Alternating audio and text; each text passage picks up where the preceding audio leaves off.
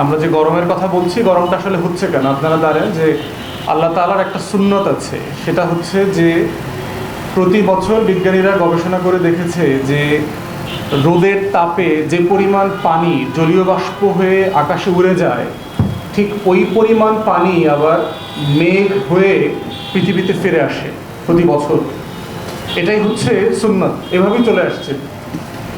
এইটা যখন বিঘ্নিত হয়, ধরেন 10 লিটার পানি বাষ্প হয়ে উড়ে গেছে, কিন্তু 3 লিটার পানি বৃষ্টি হয়ে ফিরে আসছে, তখন যেটা হচ্ছে যে 7 লিটার পানি জলীয় বাষ্প হয়ে যেতে চলে গেছিল, এটা আবার ফিরে আসে না এই পৃথিবীতে, তখন পানির ঘাটতি হয়ে গেল।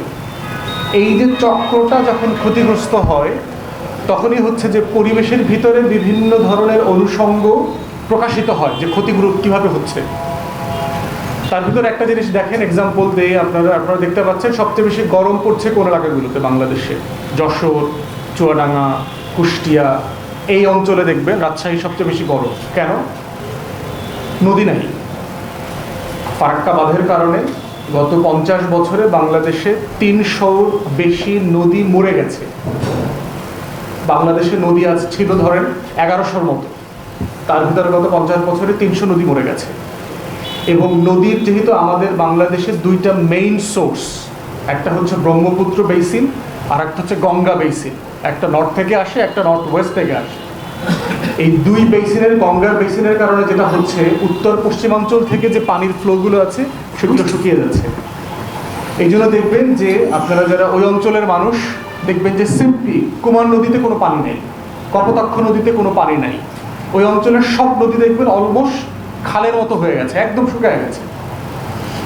দ্বিতীয় যেটা হচ্ছে, হিমালয়ের পাদদেশের যে উত্তর অঞ্চল আছে ভারতের, সেখানে দেখবেন তাপমাত্রা কম্পারেটিভলি সবসময় বেশি থাকে।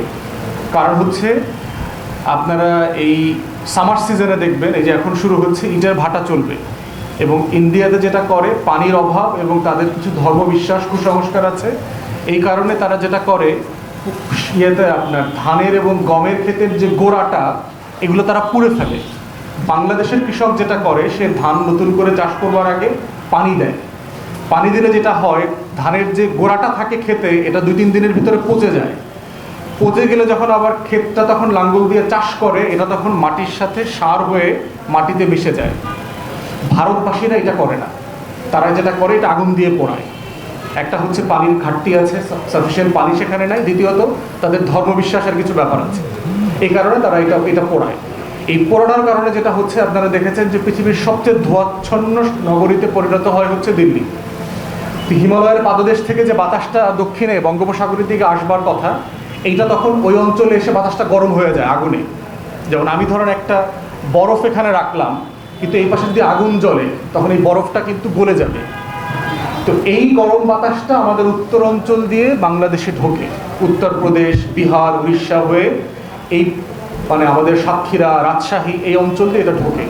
এক হচ্ছে এই অঞ্চলে আমার পানি নেই, গঙ্গার কারণে পানি শুকিয়ে গেছে। দ্বিতীয়ত হচ্ছে ভারতের উত্তর অঞ্চল থেকে যে গরম আবহাওয়াটা, বাতাসটা আসছে, এই বাতাসের দুইটার কম্বিনেশনে এই অঞ্চলটা বেশি আকারে গরম হয়ে যাচ্ছে। তো এই সংকটের, এই যে জলবায়ুর পরিবর্তন হচ্ছে, আমাদের প্রচুর অনৈতিক মানে লোভ, লালসা এবং ইচ্ছা মতো চলবার কারণে তার একটা অনুষঙ্গ আকারে প্রকাশিত হচ্ছে তাপদাহ। এটার মূল মোদ্দা কথা হচ্ছে পানি নাই। পানি কোথায় নাই? বাতাসে পানি নাই।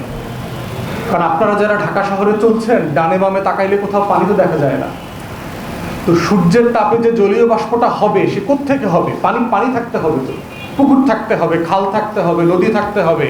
পানি না থাকলে সেটা হবে কোত্থেকে? তো পানি না থাকার কারণে যেটা হচ্ছে, জলীয় বাষ্প অথবা যেটাকে আর্দ্রতা বলা হচ্ছে বাতাসে, এটার কমতি হওয়ার কারণে আপনি দেখবেন বাতাসটা লু হাওয়ার মতো লাগে। আমরা যারা মধ্যপ্রাচ্যে গিয়েছি, বিমান থেকে নামার পরে মনে হয় যে একটা আগুনের ছিটকে এসে গায়ে পড়ছে, দেখবেন যে শরীর পুড়ে যায়। আরবরা দেখবেন সব সিজনের জন্য দেখবেন ফুল হাতা কাপড় পরে, সবসময় মাথা ঢেকে রাখে, ফুল হাতা জামা পরে। কারণ আমরা দেখেছি, আমরা হাফ হাতা পরলে 2-3 দিনের ভিতরে এক পল্লা চামড়া পুড়ে উঠে যায়, মধ্যপ্রাচ্যের মতো। বাংলাদেশে ওয়েদারটা আমরা গত কয়েকদিনে দেখতে পাচ্ছি, প্রচণ্ড তাপদাহ। কারণ হচ্ছে পানি নাই। তো মধ্যপ্রাচ্যে কেন হচ্ছে? কারণ সে তো মরুভূমির দেশ, তার নদী নাই, খাল নাই, বিল নাই। তো একই বাস্তবতা বাংলাদেশে তৈরি হয়েছে। এই তৈরি হওয়ার সংকট যেটা হচ্ছে, রোদের তাপে জলীয় বাষ্প হওয়ার মতো পানি না থাকার কারণে এটা আমার আপনার গায়ে লাগতেছে, সে শরীর থেকে শুষে নিচ্ছে।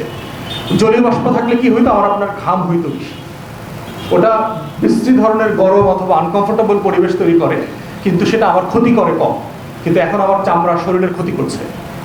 তো এই বাস্তবতাতে হচ্ছে যে আমার পরিবেশের যে ভারসাম্যটা নষ্ট হয়ে যাচ্ছে, দুনিয়াতে নষ্ট হচ্ছে এবং আমার দেশে নষ্ট হচ্ছে, তার একটা ছোট্ট অনুষঙ্গ হচ্ছে এই তাপদাহ। গ্লোবাল ওয়ার্মিং অথবা বৈশ্বিক উষ্ণায়ন নামে যে শব্দগুলো আমরা গত কয়েক দশক শুনে আসছি, সেটা বেশ বাহিরের দেশের কোনো বিষয় এখন আর না।